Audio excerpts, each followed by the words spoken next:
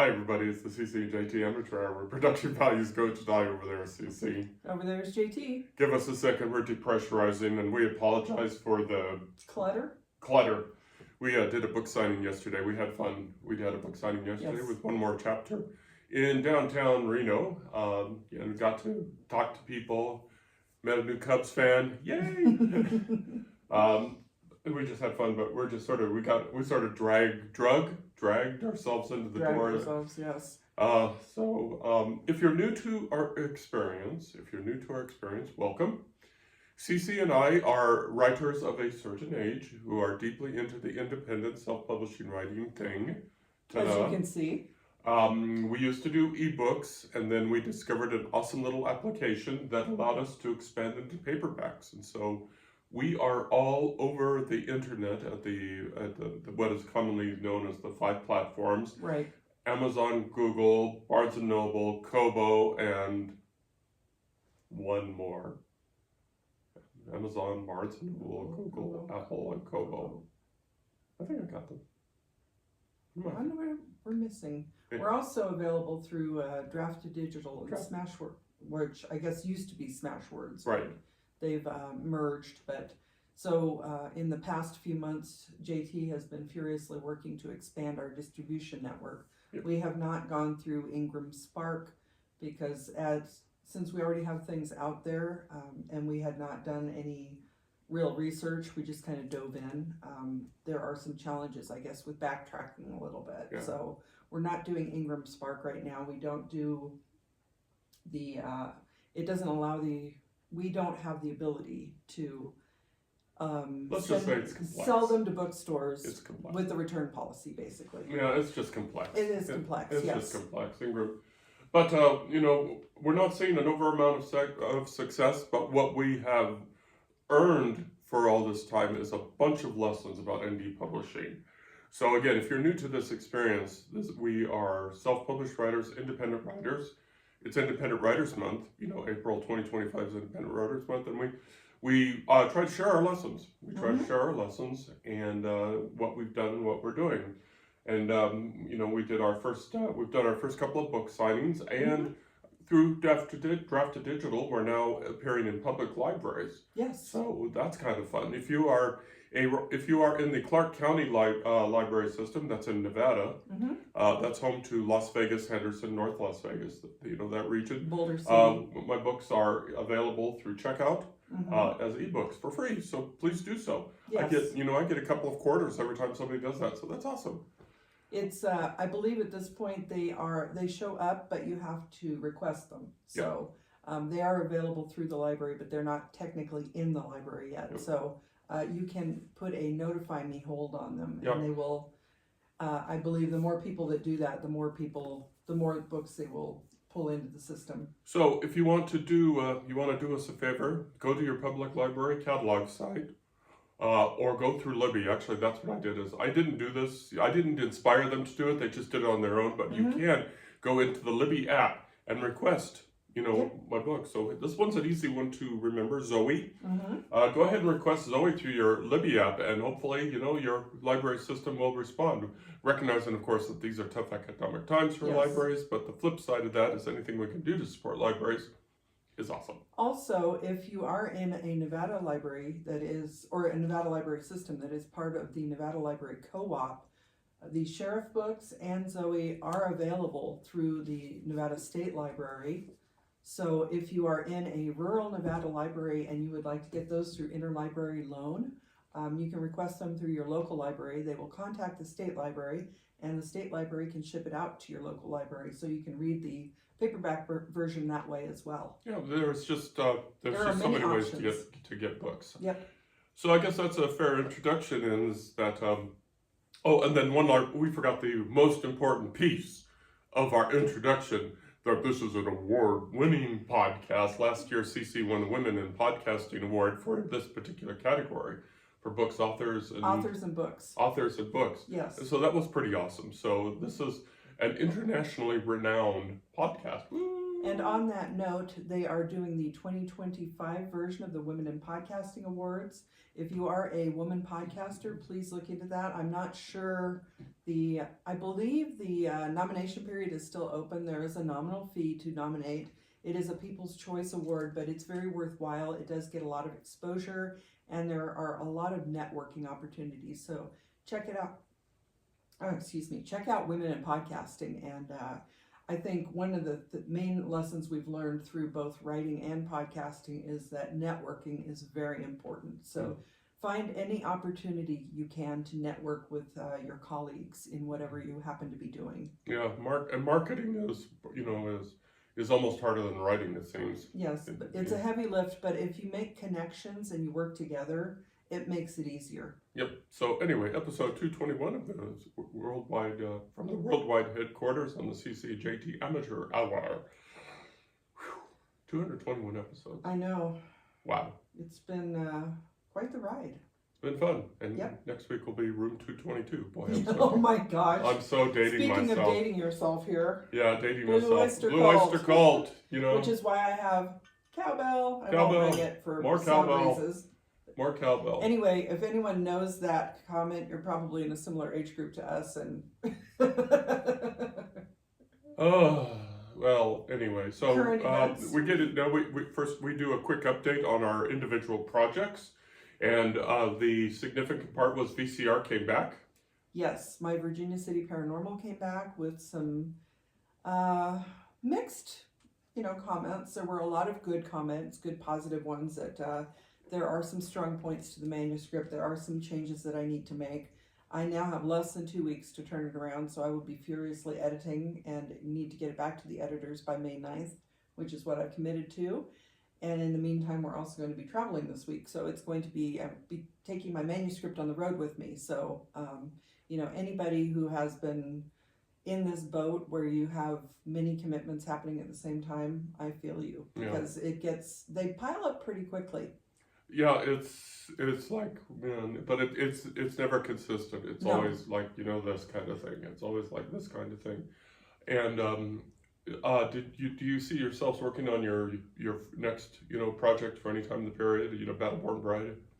Battleborn Bride is in the back seat again, because once I get the first Virginia City romance done, I'm going to be pivoting to the second book.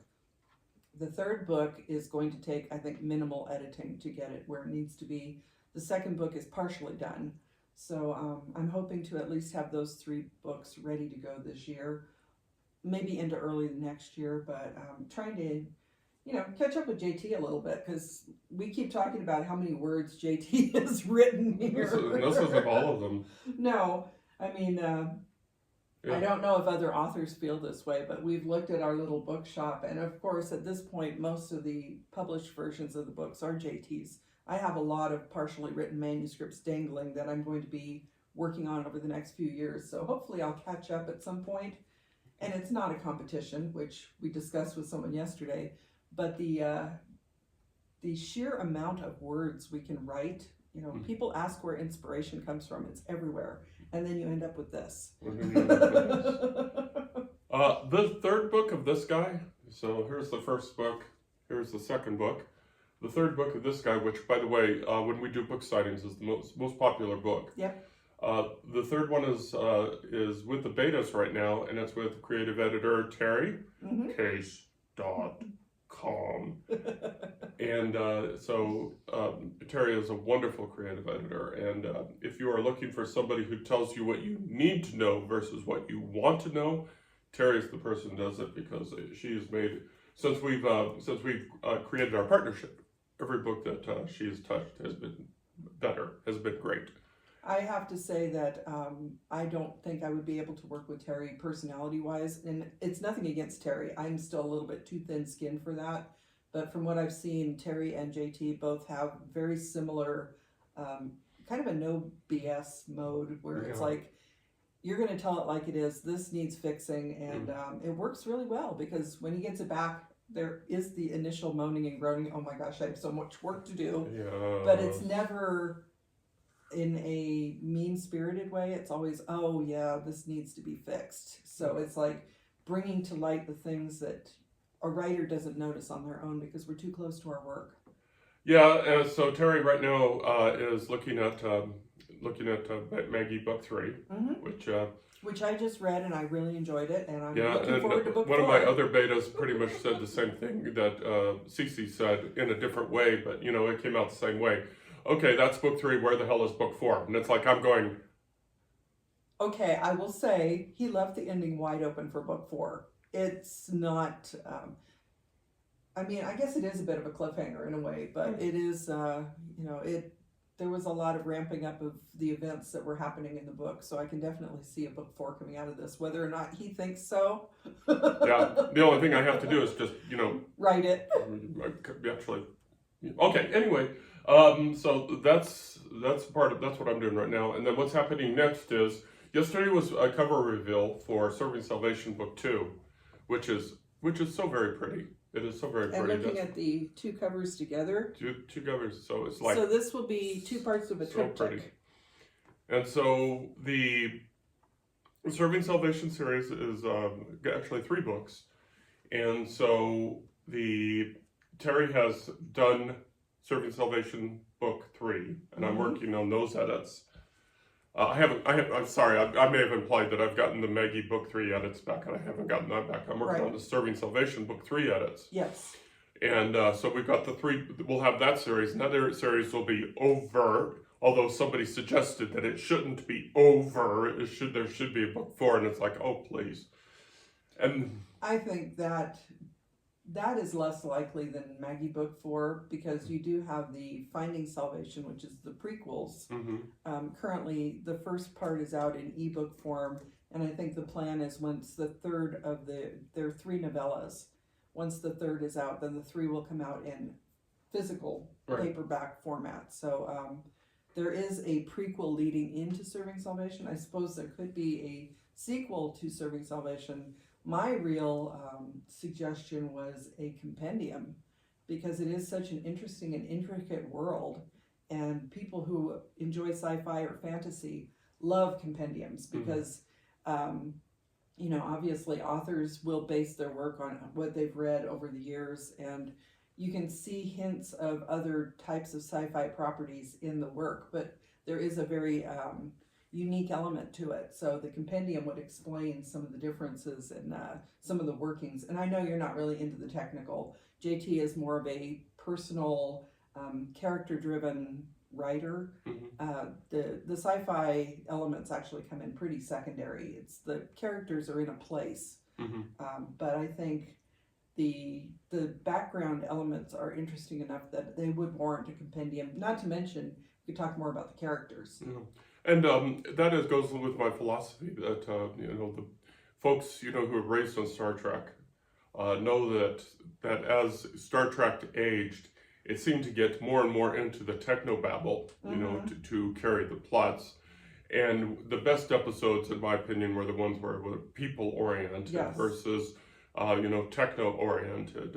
You know, right off the top of my head, you know, in the old series, there was the Edith Keeler. Oh, yes. There was the Edith That one Keeler was series. just so dramatic. And then in the TNG, there was the episode where Jean-Luc, hello Jean-Luc, I think was playing the flute. the Edith Keeler episode was City on the Edge of Forever. Yeah, the Edge of Forever. It was a time portal, but I was thinking the exact same one. Right. But when something it focused, happened. Yeah, when everything should focus in a story should focus on people first versus, you know, everything else. You know, this week we went the opposite direction. We saw Conclave with Ralph Fiennes and Oh my gosh. oh my God, it's Stanley Tucci. Stanley Tucci, John Lithgow. And that was the opposite of a technical thing. That was just pure character driven, and it was just a fantastic story. So it sort of repeated my belief that stories should be people oriented first. Yes. First, people. And that's how I write.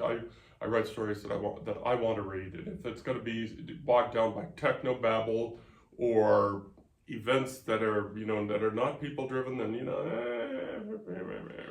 I will say that there are, for example, Tolkien and his fantasy world in the Lord of the Rings books, that type of thing. I think there are very character driven storylines in the series, and the elements of the fantasy world that Tolkien created are vivid, but they're also supporting the characters, because I think we're all very involved in Frodo's journey and Samwise Gamgee, and all of those. The characters themselves are really the biggest part, but still I think the elements like the science fiction technobabble and the Lord of the Rings fantasy world really enrich what the characters are dealing with. Okay, and I'm going to take the opposite view, because this is when CC and I have been married for so long. We're so much in sync on things. Whereas I think that the Lord of the Rings is a good walk ruined by by all these details. But good walk ruined, by the way, is a phrase for golf. But it's I always I've read it, and it's like, oh my God, it's like, get to the point. There is a slog, yes. It's a slog. I've had that a similar discussion with one of our daughters about one of Steinbeck's books, I think. Mm. I don't remember which one it was in particular. It had something to do with it. Oh gosh, a turtle crossing the road, and like several pages of description. I think that's Grapes of Wrath. Grapes of Wrath. Okay, Yeah. So yes. So it's the idea that you have to stop the story to discuss the turtle crossing the road for 3 or 4 pages. That's not really the right way to go, because I don't think anybody enjoys that. Yeah, I try not to stop the story with my stuff, and Terry is always calling me out on that. So, but and that's something that my books have in common is when you read the reviews, they always say it's a fast read, it's a good read, it just gets there. And I think that's more of the Hemingway, get the old man on the boat, get him out in the ocean, find a fish, get the fish on the boat, get back to shore kind of thing. So that thing.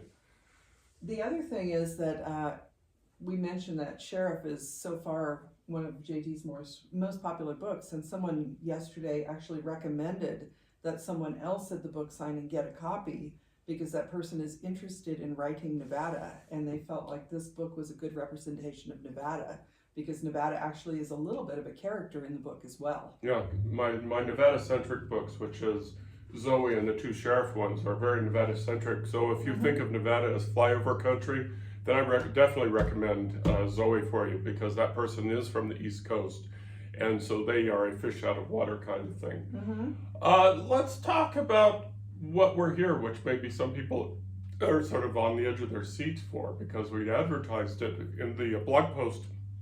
It's called License to Steal, and this is a sensitive subject, artificial intelligence. For a majority of the publishing world, the writing world, it's pretty cut and dry, and we're going to talk about that. But we have to frame it, first of all, by saying, I'm going to talk a little bit about my degree, briefly, very briefly, my master's degree in information systems. And, artificial intelligence, I think, has kind of been overblown by the media in some ways. Now, in other ways, especially in the publishing world, we're very sensitive about it, so I want to start from that.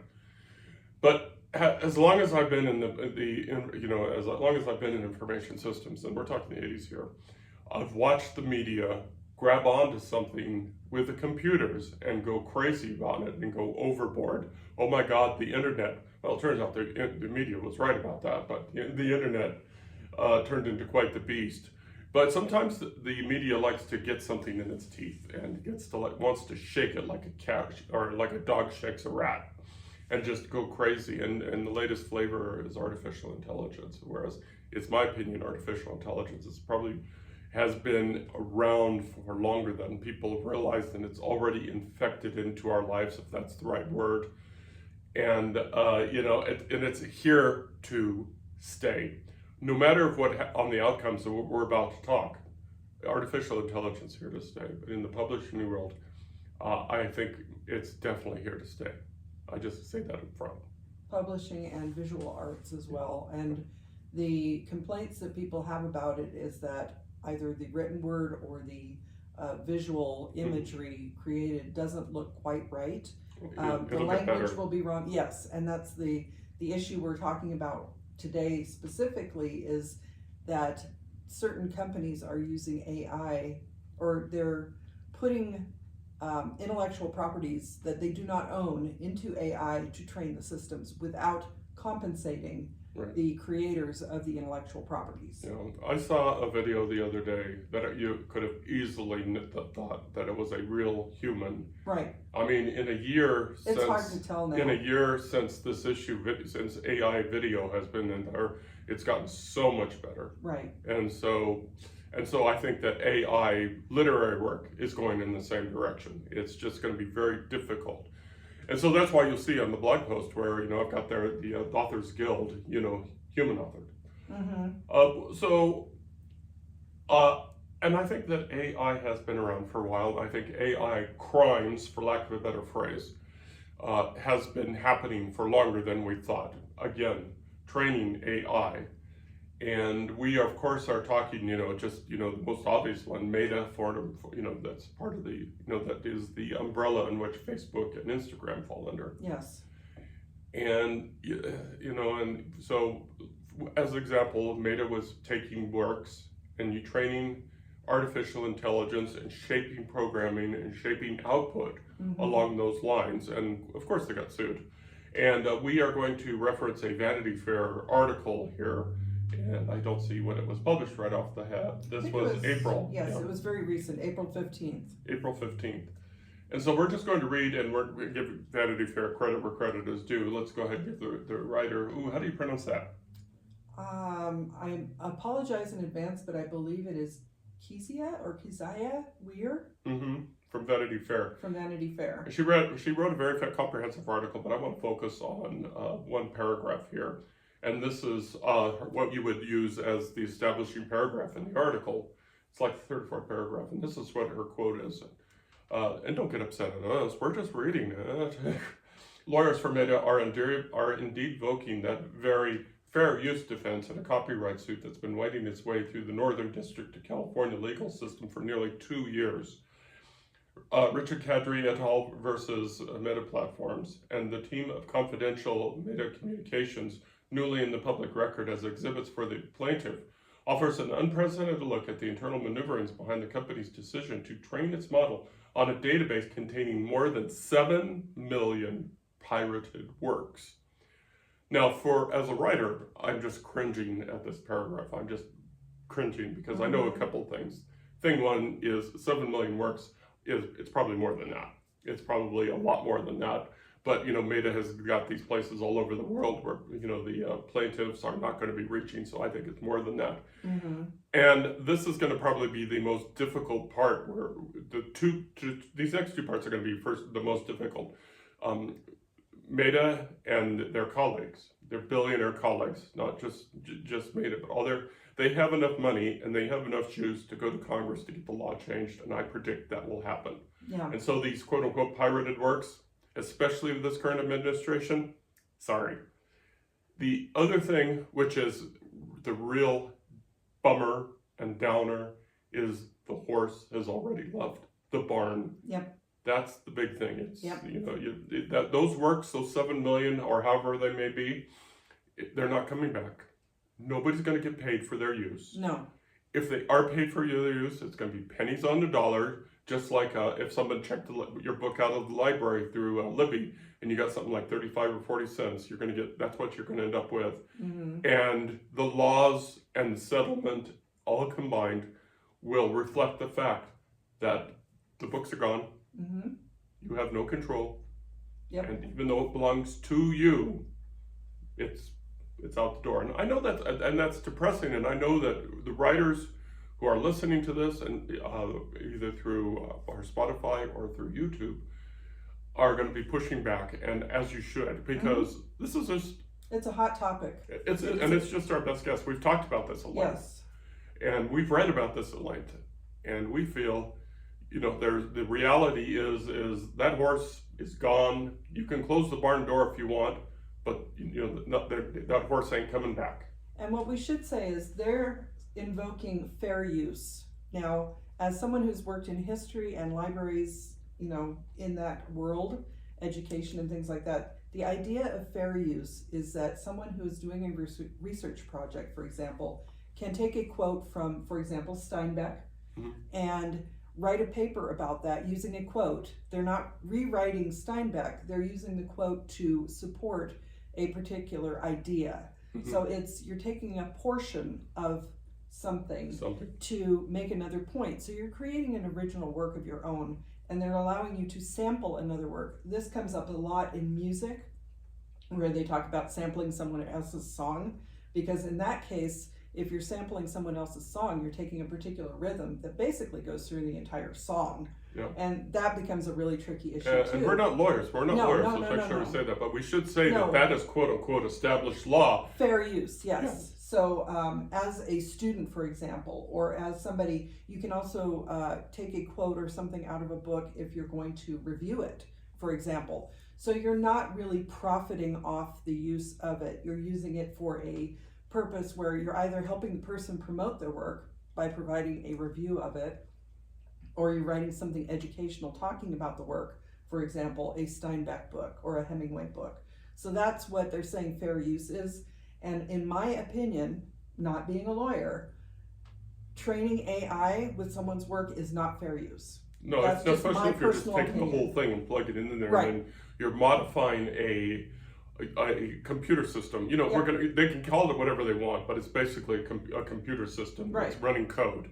And if it's changing the code, or the code is changing as a result of the works to improve its output, so the user, the owner and users of that system become richer. Yes. Without the originator. Yep.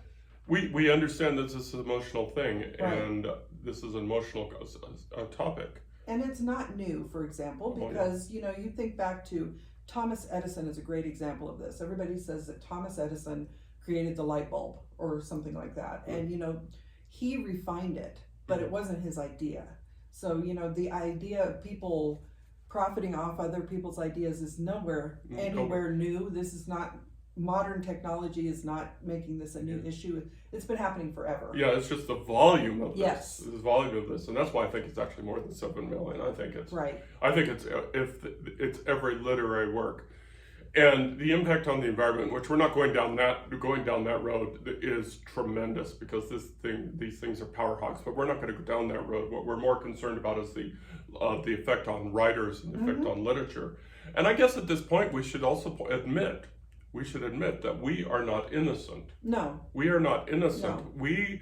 We dipped our toe in the artificial intelligence arena, not very deeply, but we did dab our toe, so to speak, because we have a family member who has a degenerative health condition, and this person wanted to sample our books or read books, but reading is not an option anymore. So what we did is we went out to Google Audio and used that technology, right, and for a few of our books here, so they could enjoy our books. But that never came to be. So we took down the audio, and it was for a good cause, but it's still. We never felt right about it. We, and those audio files are not disappeared by any stretch of the imagination. Right. We quote unquote deleted them off of Google, but there are ways to find them. If you think that you're deleting anything off any major system like Facebook or Google or anything like that, then you're so naive.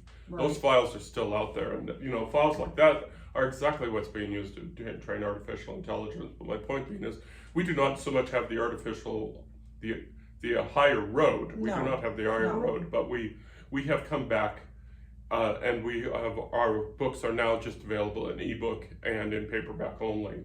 We hope at some point to earn enough off of sales of these to be able to hire a human narrator to actually create audiobooks for us. So, hi, Jim. Yes, we're in talks with somebody else, very roundabout way, about helping authors provide audiobooks without going through the major channels. But there's a whole bunch going on. So let's close the circle. If our suppositions, or whatever you want to call them, if our guesses are correct that, it's more books than people think, more documents than people think, and no matter the outcome, writers are probably not going to keep use, because in my opinion, the laws will be changed, and this lawsuit is going to, the settlement, it's going to be settled, will try to split the baby in half. So what's next? Well, first of all, just very quickly, is it's going through the Northern District of California legal system. So I didn't see if it was a federal or a state, but I assume it's the federal. So that makes it the Ninth Circuit. And folks, the Ninth Circuit is the rodeo clown of the federal circuits. Anything can happen. So my predictions may be completely off base, but I still think that this will be a settled issue. I think Meta will end up, paying a fine. But again, the horse is out there. The horse is out the door. So let's close the circle. What do I think writers should do? I think what writers should do is just keep writing. Just keep writing. I want to tell you not to get stressed, but I'm triggered by this. Obviously, I assume that you're triggered by it. Definitely. But between the current court system, the amount of money involved, and sadly, the current administration is going to favor the money. Money wins. So I don't think that I don't think the writers are going to come out as winners in this. Well, I'm going to push back on that a little bit because I think with everything going on globally at this point, with the we'll call it the Billionaire Boys Club, but there are definitely people of both genders. It's just the amount of greed. It harkens back to the Gilded Age of the United States, and some good things came out of that, but a lot of changes were made. The current political system is really struggling with this, and there is going to be pushback. And the smaller writers are actually, in the long run, I think more powerful than the Billionaire Boys Club, because as we were going out and we were talking with other authors and making those connections, that's where we're going to win out, because the connections, I think, are what will help us in the future. Talking about how long it took, for example, it took quite a few years to write the Serving Salvation series. Mm-hmm. Making that human connection, which you can't really do with AI. Yes, you can read an AI generated book, but you can't make a connection with the AI talking about their process in creating the book. Or the reader can't come back and say, I really enjoyed this part, can I pick your brain type of situation. I think those interpersonal connections between the author and the reader are they will win out in the end, because as I mentioned, things like, light bulbs, for example, they came about through intellectual property, theft, or whatever you want to call it, the development of something that somebody else created. But over time, I think it finds a balance. So I think the important thing is to keep writing, to keep your head down. We're trying not to allow what's going on in the greater world to stress us too much, because it doesn't help anybody. We can help out where we can, like trying to promote libraries. But the really important thing is to stick to what you know to be the best thing for you. Make those connections, talk to fellow authors, talk to readers, and I think that's what's going to win out in the end. Okay, so we've got the two views here. Yep. We've got the cynical old man view, and then we have the light at the end of the tunnel view, and they are both equally valid, and this will play out as it does. And I think, by the way, I applaud and want to hope that you are right, because grumpy old man versus yours view. I hope that you're right, because I think that readers love the personal connections to writers. Yes. It's like to talk about the process. That's one thing that we picked up from our book signings, is people love to talk process. What got you the writer to write about Nevada? Right. Well, how can you not write about Nevada? It's so rich. Mm-hmm. And there I go. But it's, readers and people love to talk to writers, to talk about the creative process. So, I hope that you're right. I think that I'm right. And I think that, it's the truth will probably actually hit both areas. Well, I don't disagree that from a profitability standpoint, the Billionaires Boys Club definitely have an advantage, because they already have a lot of money. But in the long run, I don't think that's what writing and publishing are about. That's not what the creation of art is about. Art is connection. When you connect with a piece of art, whether it's visual or literary, that's what you're dealing with. And yes, authors want to make money. We need to pay bills too, putting one of these books out is not cheap. You know, we also had comments on how beautiful the covers were and things like that. So, you know, how did you choose your covers? Who did you work with to make your covers? Those kinds of things. And being able to discuss that with somebody who picks up one of your books, I think that is the process that's going to win out in the end. Absolutely. I mean, nobody wants to talk to a computer about No. how they sucked up 7 million books Mhm. and then spit out something. But the flip side, and I do see this coming, is that there's going to be an extremely popular book series that's going to be coming out, if it hasn't already. Right. And there will be an AI generated writer, Mm-hmm. you know, where they take a whole bunch of popular writers, amalgamate them, Yeah. and that this person will never appear in public, Yep. but they will always appear over, you know, video conference, and, you know, they'll be discussing their work like we are discussing our works here. I see that happen, and then afterwards, then their There's their gonna be identity pushback. will be revealed, and people will be just up in arms, Mm-hmm. and then after about 90 days, that controversy will just fade away. Well, I remember specifically as a fan of Nancy Drew and the Hardy Boys growing up. Now, I assumed, being a kid, that Carolyn, Keene, and Franklin W. Dixon were actually people. They actually turned out, I guess originally they may have been authors, but they started hiring ghostwriters to write those series. And if I had thought, you know, logically, but as a kid you don't have those kind of thoughts, the amount of time that the series had been written was probably greater than the lifespan of the author, because the author was older, you know, that kind of thing. So learning that the books weren't actually written by those people in particular, and being able to fan out over the author, that kind of lessened my enjoyment. That was the beginning of the end of me reading those series, because it was like almost the AI generated type of thing, where I didn't have anybody to connect with. It was like I knew when I first started reading the books that, oh, maybe the author experienced some of this mystery and that's why they wrote it into the book. But that wasn't the case. They found a formula, hired a bunch of writers, which, you know, I mean, that's fine. And that probably happens a lot. Our It daughter happens is a a lot. ghostwriter. Yes.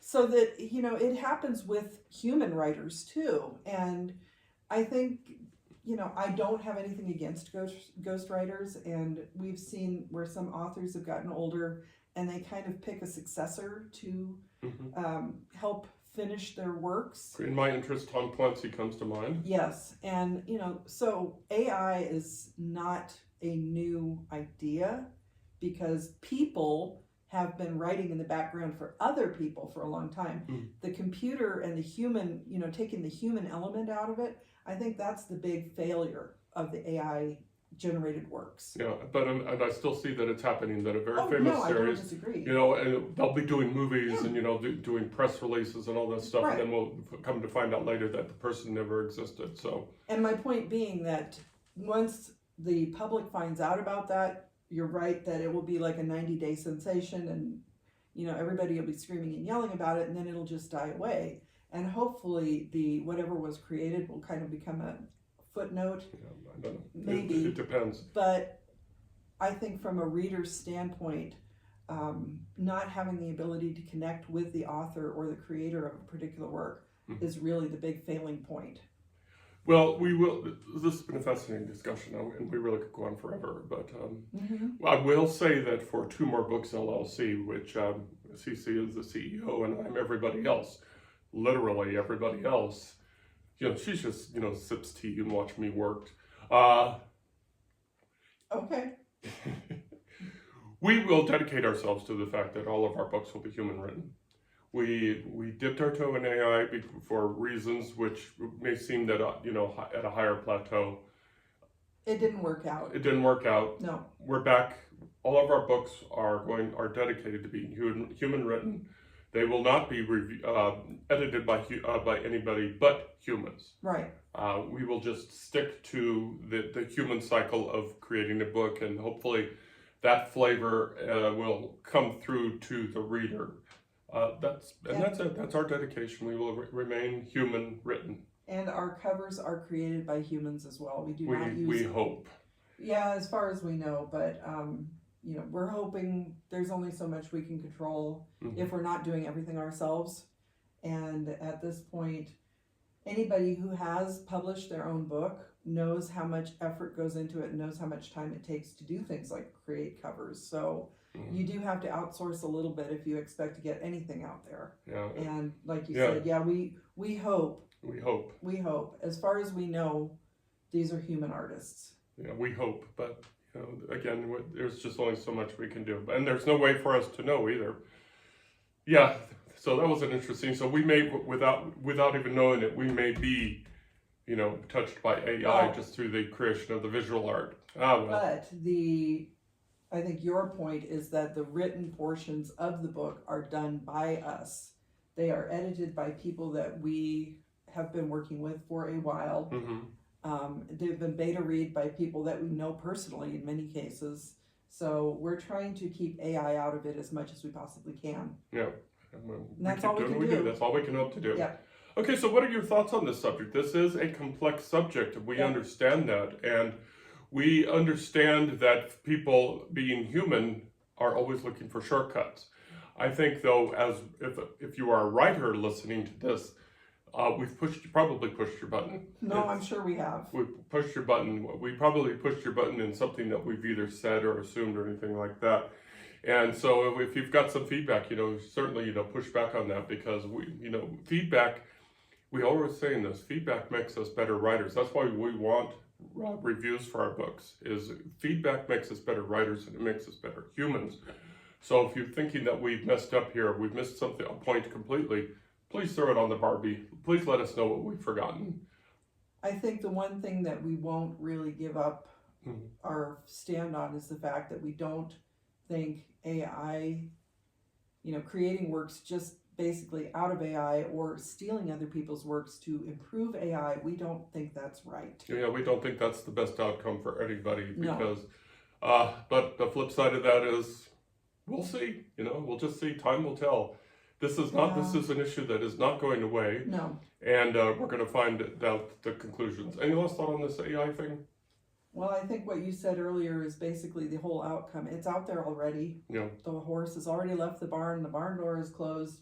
You're not putting it back. So we have to learn to find a balance somehow, because there may be valid uses for AI that will be very helpful.